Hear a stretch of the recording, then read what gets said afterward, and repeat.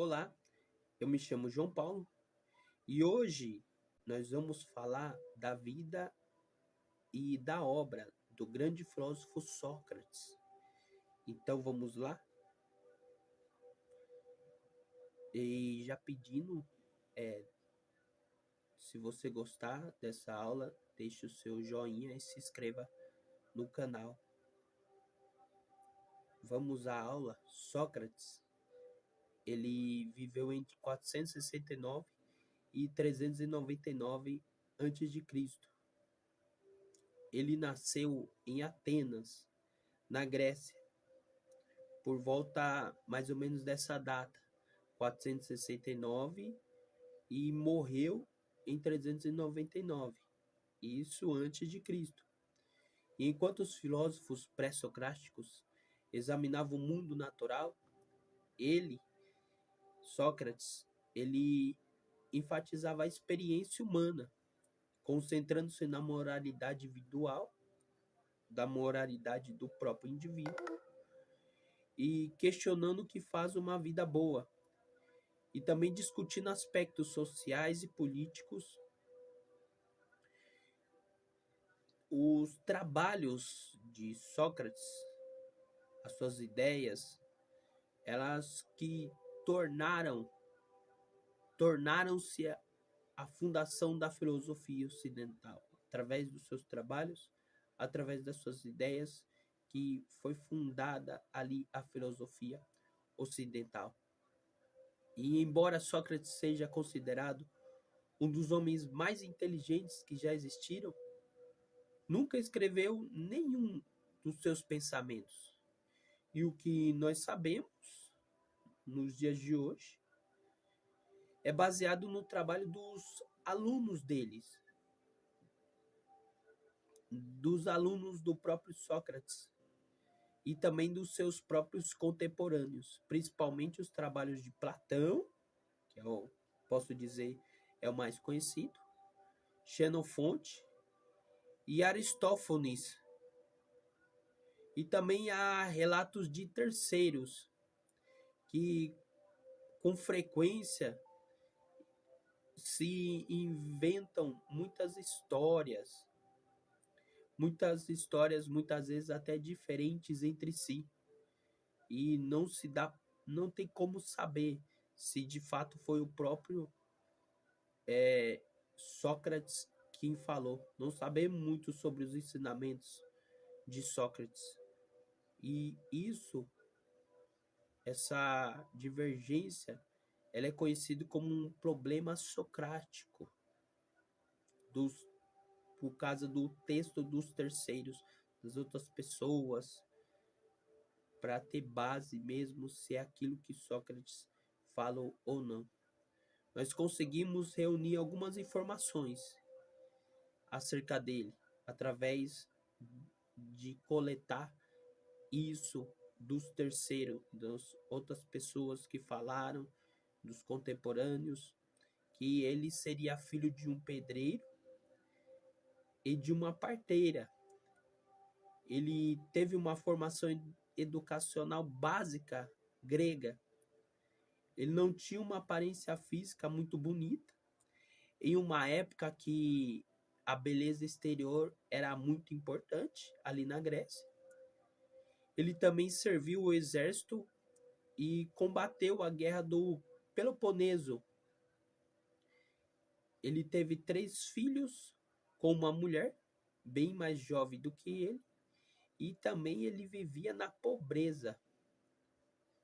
O próprio Sócrates, ele deve ter sido pedreiro, é o que acham, que ele foi pedreiro, antes de se dedicar somente à filosofia. O único detalhe, porém, que está muito bem documentado é a morte do próprio Sócrates, que enquanto ainda estava vivo, o estado de Atenas começou a declinar, depois que eles perdem humilhantemente a guerra do Peloponeso. para Esparta. E os atenienses, eles tiveram uma crise de identidade e tornaram-se fixos pela beleza física, tornaram-se fixos pelo porte físico. Eles tiveram uma crise que eles acabaram se apegando a isso. E em ideias de saúde e de bem-estar e da idealização do passado.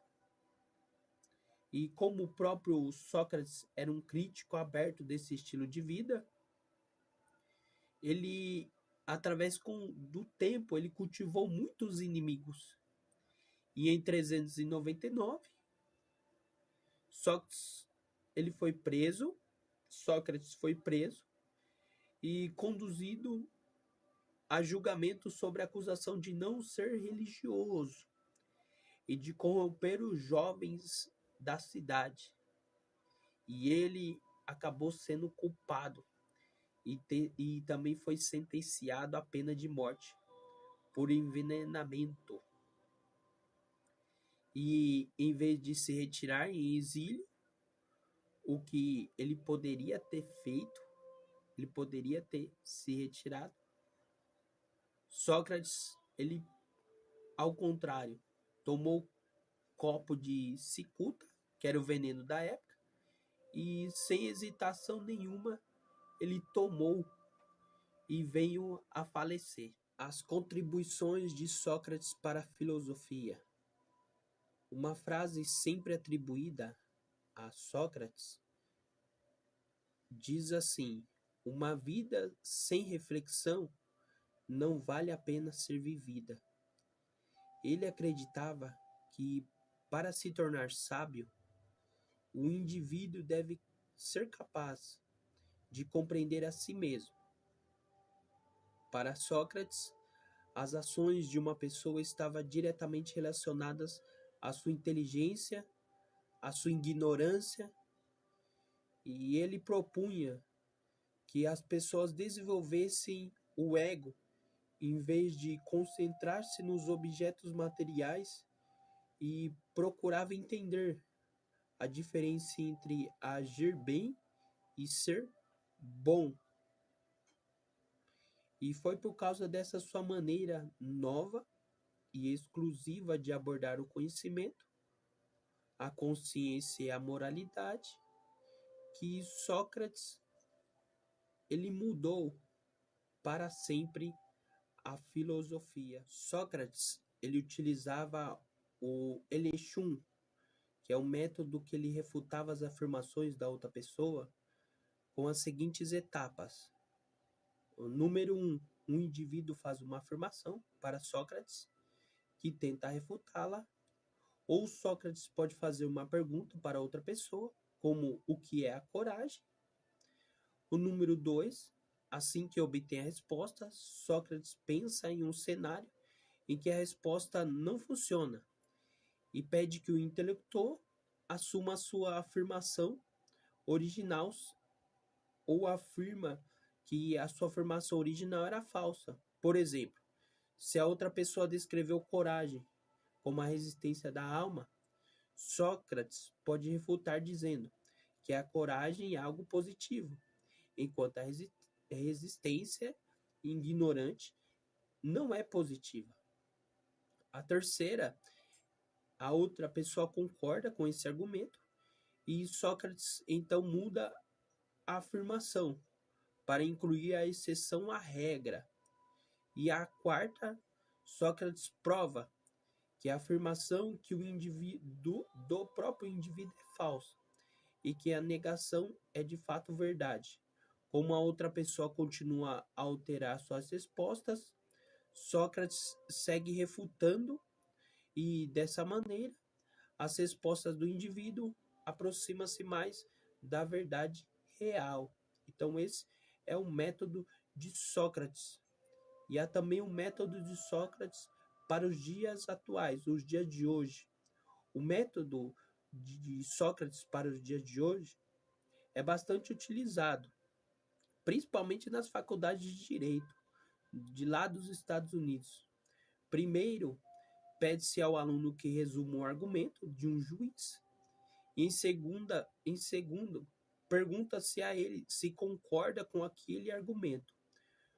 O professor então atua como advogado do diabo e levanta uma série de questões para fazer com que o estudante defenda a sua decisão.